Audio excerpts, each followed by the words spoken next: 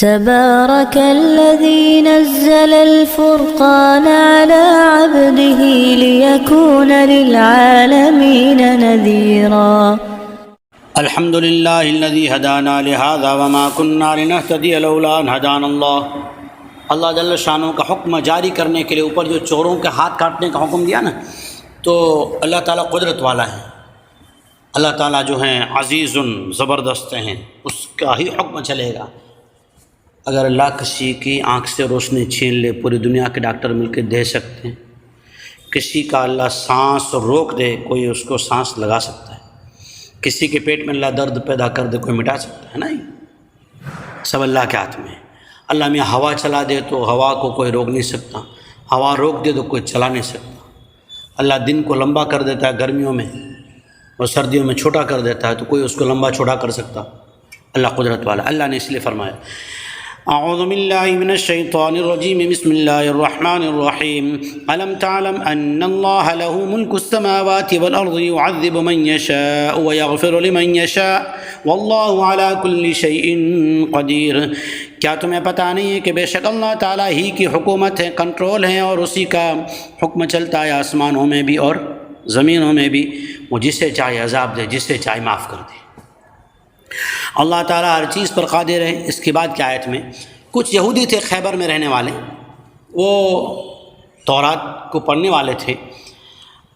تو اسلام کے اندر حکم یہ ہے کہ بھئی شادی شدہ ہو، پڑھنے لا ہو، شادی شدہ مرد یا عورت اگر زنا کرے، اللہ نے حلال راستہ دیا ہے، حلال بیوی دی ہے، پھر بھی اگر کہیں جا کے منہ کالا کرے تو سزا کیا ہے؟ پورا گاؤں جمع ہو، عدالت کے اندر گواہ پیش ہوں، مقدمہ چلے، اس سے سنگساری کی سزا سنائی جائے گواہوں کے ساتھ۔ سنگسار، سنگ مانے پتھر، سار مانے پھینکنا، سنگ سار پتھر پھیر پھینک کے اسے مار دیا جائے، تاکہ یہ ناسور یعنی زنا کا ناسور سماج میں نہ پھیلے، زنا کا ناسور سماج میں نہ پھیلے۔ تو اسلام کا بہت ہی سخت حکم ہے امن لانے کے لیے، تاکہ سماج سے یہ بدکاری اور جو اسے کیا کہتے ہیں بلاತ್ಕಾರ، یہ ختم ہو جائے۔ سخت حکم تھا۔ یہودی کیا چال کرتے تھے کہ تورات کے اندر حکم تو یہ تھا، لیکن اگر کوئی غریب کرتا تو اس کو حکم سناتے سنگساری کا، اور اگر کوئی مالدار سناتا تو ان کے جیب میں ڈال دیتا، تو اس کو کیا سناتے؟ 100 کوڑے، 100 چابک چمڑے کی مار دو، سزا ہو گئی۔ غریب کے لیے سنگسار اور مالدار کے لیے پیسے لے کے پتلی گلی سے نکال دیتے۔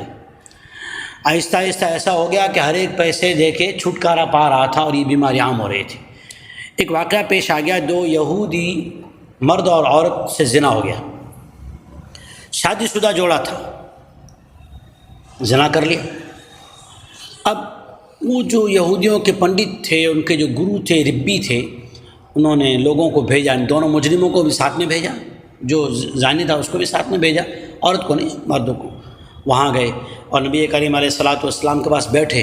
بھیجا اس لیے تھا کہ اگر وہ سنگساری کا حکم سنائے تو وہ تو تورات میں بھی ہے، تو ماننا نہیں۔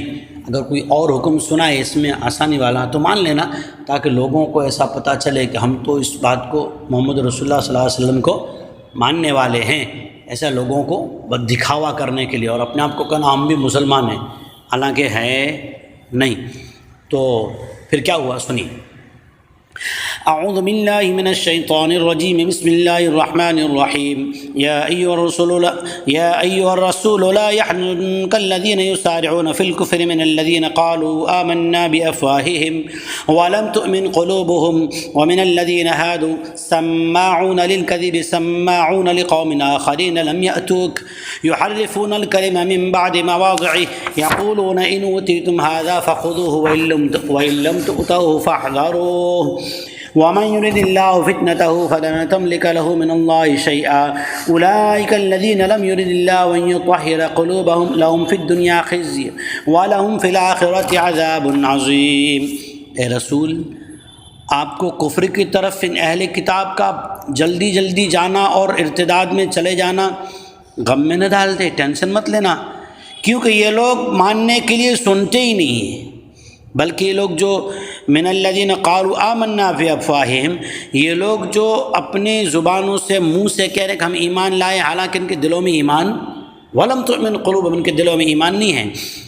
اور کچھ لوگوں نے تو پکا یہودی ہونے کا اعلان کر رکھا ہے. اور کچھ لوگ کیا کرتے ہیں، سماعون للکذب، سنتے ہیں جھٹلانے کے لیے. چلو سنتے ہیں، برابر جب سن لے میں نے پھر کہ ہم کو ماننا تھوڑی ہے. کتنا دکھ ہوتا ہوگا نبی کریم علیہ الصلوۃ والسلام کو. سنتے تو ہیں لیکن دوسری قوموں کے لیے سنتے جو تمہارے پاس نہیں آئے، جنہوں نے بھیجا ان کے لیے سن رہے ہیں کہ یہاں سے سن کے ان کو جا کے سنائیں گے. لقوم آخرین، ربیین کو، گروؤں کو، تاکہ وہ لوگ لوگوں میں فتنہ پھیلائیں. یحرفون الکلم من بعد مواضعہ، قرآنی احکامات کو اپنی جگہ سے بدل دیتے ہیں. یقولون، کہتے ہیں کہ وہ کہہ کر بھیجتے ہیں کہ اگر تمہیں ایسا حکم دیں سنگ ساری سے کم کا، فخذوہ، تو مان لینا. وَإِن لَّمْ تُؤْتَوْهُ، اور اگر اس کے خلاف سنگ ساری کا حکم، سنگ ساری سے ہلکا حکم دے تو مان لینا، اگر سنگ ساری کا حکم دیں تو مت ماننا. فاحذروا، چھوڑ دینا. اللہ جل شانہ بھی جسے چاہتا ہے ایسے فتنوں میں ڈال دیتا ہے جن کا دل الٹا ہو. پھر آپ ان کے لیے ہدایت پلانے کی کوئی قدرت نہیں رکھ سکتے. یہی لوگ ہیں کہ اللہ نہیں چاہتا کہ ان کے دل پاک ہو جائیں. ایسے لوگوں کے مقدر دنیا میں ذلت ہیں اور ان کے لیے آخرت میں بہت بڑا عذاب ہیں.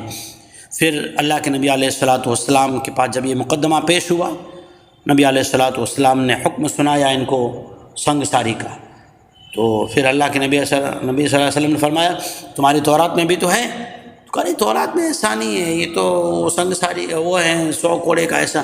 اللہ کے نبی صلی اللہ علیہ وسلم نے جو ان کے اندر ایک یہودی جو راہب آیا تھا، سووریا اس کا نام تھا، اس کو کہا تو نہیں جانتا تورات میں لکھا ہے؟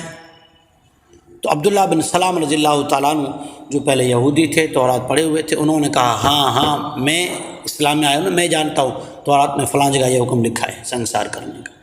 پھر یہ لوگ رسوا ہو کے بھاگے وہاں سے دم دبا کے. ہمیں اس سے یہ سبق ملتا ہے امت محمد صلی اللہ علیہ وسلم کو کہ ہم اللہ جل شانہ نے جو حکم جیسے دیا اسی میں ہمارے لیے امن ہے، دنیا اور آخرت کی کامیابی ہے. اللہ ہمیں اطاعت نصیب فرمائے، دلوں کے مرض سے ہماری حفاظت فرمائے. آمین. آخر دعوانا الحمدللہ. دین کی بات پھیلانا صدقہ جاریہ ہے.